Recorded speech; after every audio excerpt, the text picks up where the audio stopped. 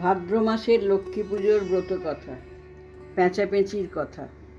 এক দেশে এক বিধবা বামনী সুতো কেটে কোনো রকমে অতি কষ্টে শাক ভাত খাইয়ে তার ছোট ছেলেটিকে মানুষ করত। বামনীর কুঁড়ের সম্মুখে পুকুর ধারে একটা মস্ত অশ্বত্থ গাছ ছিল। ছেলের খেলবার জায়গা ছিল সেই গাছতলাটিতে। একদিন এক গয়লা সেইখান দিয়ে ক্ষীর নিয়ে বেচতে যাচ্ছিল। তাই দেখে ছেলেটির ক্ষীর খাবার ভারী ইচ্ছা হলো। সে তখন গয়লাকে তার মার কাছে ডেকে এনে মাকে বললে, মা, আমায় একটা পয়সা দাও না, আমি ক্ষীর খাবো।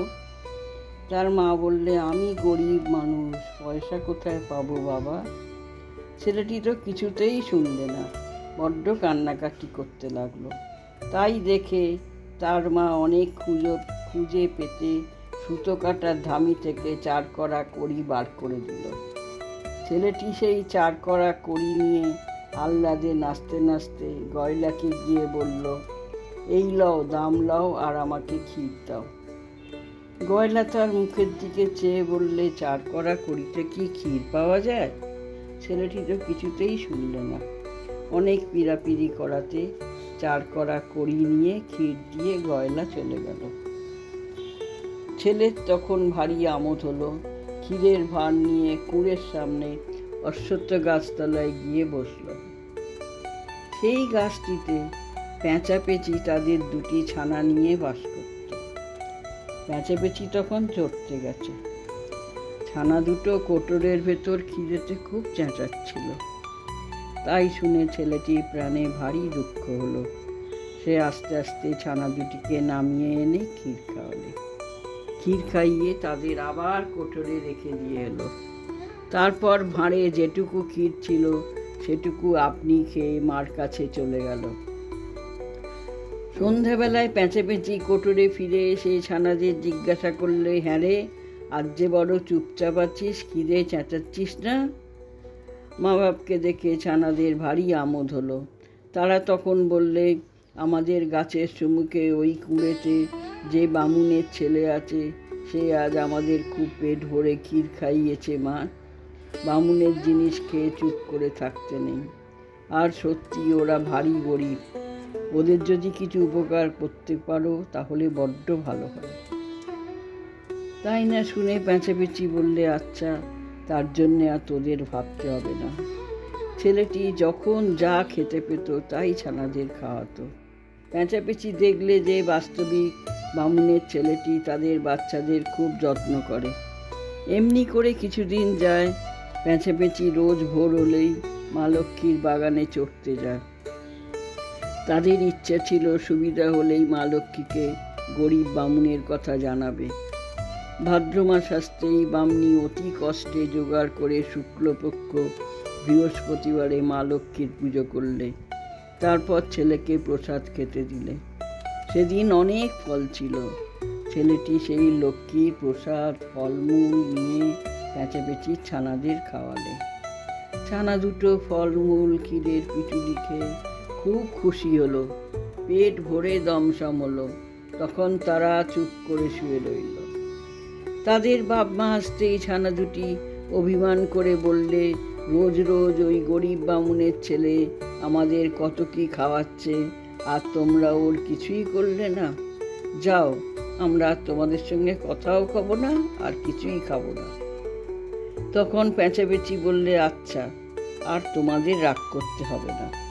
ওর মা আজ লক্ষ্মীর পুজো করেছে, লক্ষ্মী নারায়ণেরও বামনির উপর দয়া হয়েছে, আর দুঃখ থাকবে না।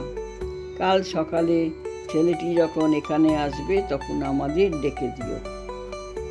তারপর দিন সকালবেলা বামুনের ছেলেটি আসতেই ছানা দুটো বাপ মাকে বললে।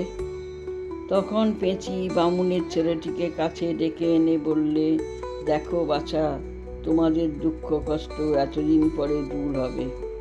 আজ তোমাকে এক জায়গায় নিয়ে যাব, সেখান থেকে একটি জিনিস তুমি আনবে, তাহলেই তোমরা বড় লোক হবে। তার কথায় ছেলেটি রাজি হলো।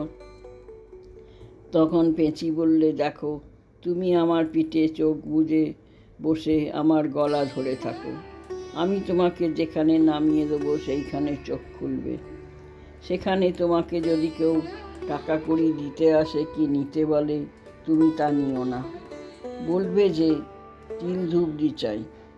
তারপর যেখানে তিনি তোমাকে সঙ্গে করে নিয়ে যাবেন সেখানে দেখবে যে চারদিকে তীর কাঠি পোতা, আলপনা দেয়া, ঘটের চুমুকে একখানি চৌকির ওপর একটা পুঁটুলি আছে। সেই পুঁটুলি যখন পাবে তখন তাই নিয়ে আমার কাছে আসবে, আমি তোমাকে নিয়ে বাড়ি যাব, বুঝলে? ওই পুঁটুলি রোজ রোজ পুজো করলেই আর টাকার কষ্ট থাকবে না। এই কথা বলে পেঁচি তাকে লক্ষ্মীনারায়ণের কাছে নিয়ে গেল। ছেলেটি লক্ষ্মীনারায়ণকে মাটিতে শুয়ে পড়ে প্রণাম করলে, তারপর হাত জোড় করে একপাশে চুপ করে দাঁড়িয়ে রইল। তাকে দেখে মা লক্ষ্মীর দয়া হলো। ছেলেটিকে ডেকে জিজ্ঞাসা করলেন, বাছা, কি চাই তোমার? ছেলেটি বললে, মা, আমি বড় গরিব, দয়া করে যদি কিছু দেন। তখন মা লক্ষ্মী তাকে নিয়ে গিয়ে অনেক টাকা কড়ি দেখিয়ে বললেন, যত পারো তুমি নিয়ে যাও। ছেলেটি পেঁচির শেখানো মতো বললে, না মা, আমি এসব কিছুই নেব না, তিল ধূপড়ি নেব। মা লক্ষ্মী তখন হাসতে হাসতে তাকে তিল ধূপড়ি দিয়ে বললেন, তুমি একে রোজ পুজো করো, তাহলেই তোমাদের কোনো অভাব থাকবে না। তখন ছেলেটি প্রণাম করে পেঁচির পিঠে চড়ে বাড়িতে এসেই তার মাকে শিগগির স্নান করে আসতে বললে। তার মা প্রথমে ব্যাপার কিছুই বুঝতে পারেনি।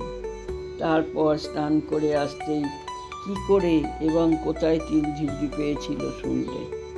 তখন মায়ে পয়ে ঘরে দৌড়ে গঙ্গাজল চড়িয়ে আলপনা দিয়ে ঘট পেতে পিড়িতে তিল ধূপড়ি লাগলে। নৈবেদ্য সাজিয়ে ধূপ ধুনো জেলে ভক্তি ভরে মা লক্ষ্মীর পুজো করে প্রণাম করলে। বামনি রোজ সকাল সন্ধে ছড়া ঝাড় ধুনো দিয়ে ভক্তি করে পুজো করতে লাগলো। ক্রমে মা লক্ষ্মীর দয়ায় তাদের সব কষ্ট গেল। ঘর বাড়ি পুকুর সব হলো। তারপরে হাতি ঘোড়া গাড়ি জুড়ি চাকর বাকর টাকা কড়ি এত হলো যেন ঠিক রাজার মতো। পাড়ার সকলে সন্ধান নিয়ে কিছুই ঠিক করতে পারলে না। তারপর সকলে পুঁটুলির পুজো দেখে ঠিক করলে যে ওই পুঁটুলির নিশ্চয়ই কোনো গুণ আছে।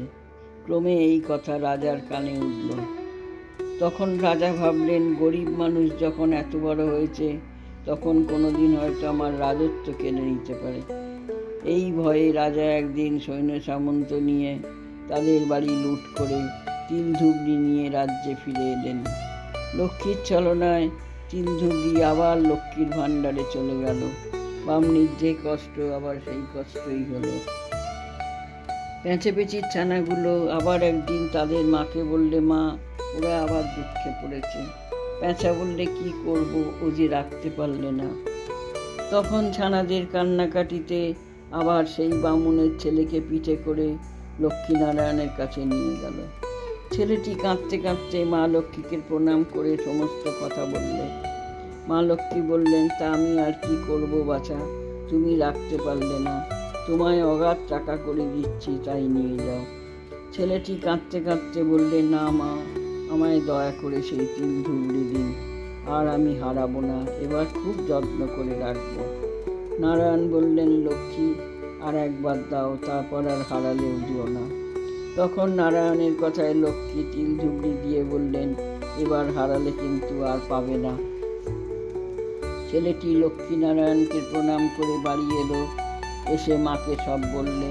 মা আদর করে চুমু খেয়ে বললেন, এবার খুব সাবধানে রাখবো, আর কেউ টের পাবে না। তারপর আবার মায়ে পয়ে খুব ভক্তি ভরে পুজো করতে লাগলো। দেখতে দেখতে আবার যেমন ছিল তেমনি হলো। পাড়ার সব লোকে, এমনকি রাজা শুদ্ধ অবাক। তখন রাজা রাজত্ব যাবার ভয়ে বামনিকে বলে কয়ে নিজের মেয়ের সঙ্গে বামনির ছেলের খুব ঘটা করে বিয়ে দিলেন। বিয়েতে হিরে মতি হাতি ঘোড়া নানা রকম জিনিসপত্র যৌতুক দিয়ে মেয়ে জামাই পাঠালেন।